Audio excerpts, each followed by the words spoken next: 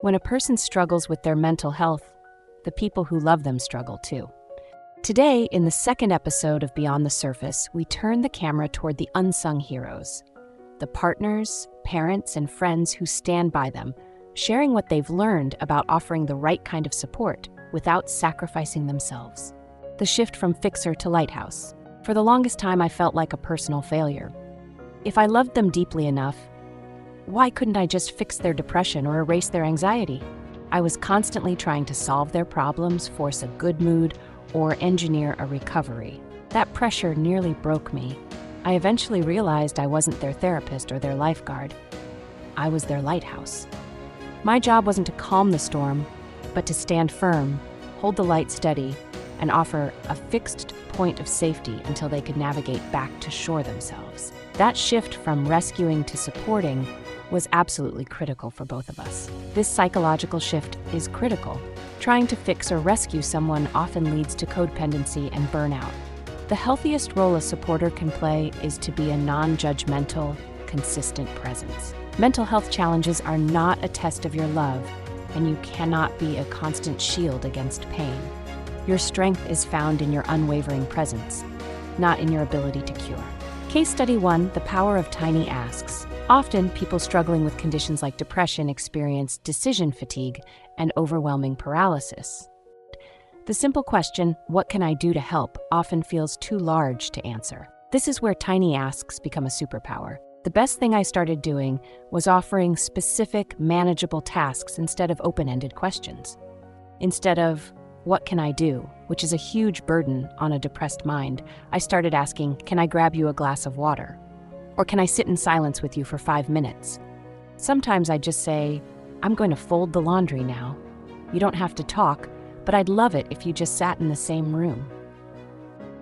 It cuts through the fog of paralysis and gives them an accessible way to accept help, preserving their limited energy. This is how you help them win tiny battles.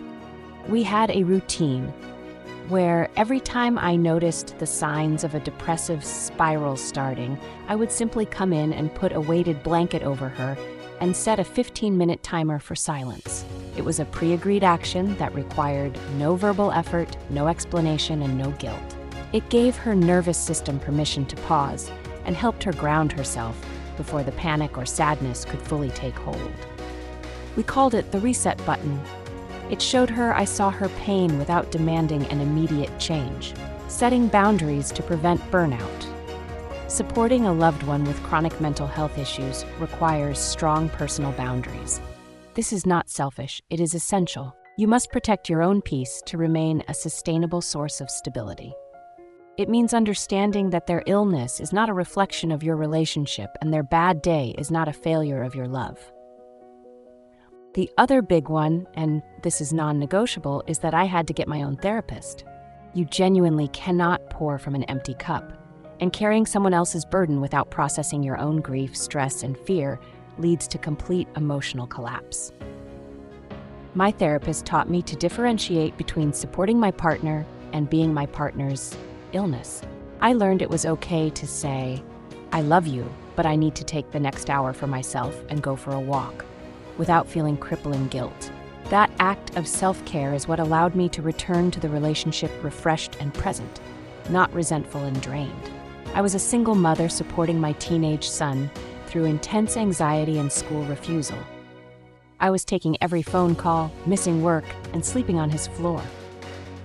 I had zero boundaries. My own physical health deteriorated until I collapsed. My turning point was implementing a 7 p.m. boundary.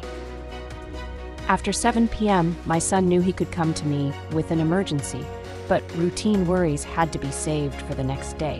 This simple rule allowed me to have 2 hours of quiet time every night to prepare my own lunch, read a book, and recharge. It taught him that I was reliable but not limitless, which was a necessary lesson for both of us. Conclusion: the endurance of love. True support is a marathon, not a sprint. It demands patience, consistency, and above all, self-compassion. The greatest gift you can give your struggling loved one is your sustained presence. And the only way to sustain that presence is by aggressively protecting your own well-being. If you're supporting someone, remember this: you are not weak for needing help, too. Your love is powerful, but it is not a cure. Be patient, be present, and please make sure you are on your own list of people to care for. Your journey is valid too. We hope these insights provide you with a clearer perspective and a stronger toolkit for standing by the people you love. If you took value from this conversation, please consider subscribing to Your Mental Health Matters and hitting the notification bell so you never miss a step in this journey toward greater understanding. Next week, we conclude our first mini-series by tackling the toughest part of the journey, navigating the system. We'll share a patient's guide to finding the right therapist, advocating for the best care, and pushing through the frustrating roadblocks of treatment. Stay tuned.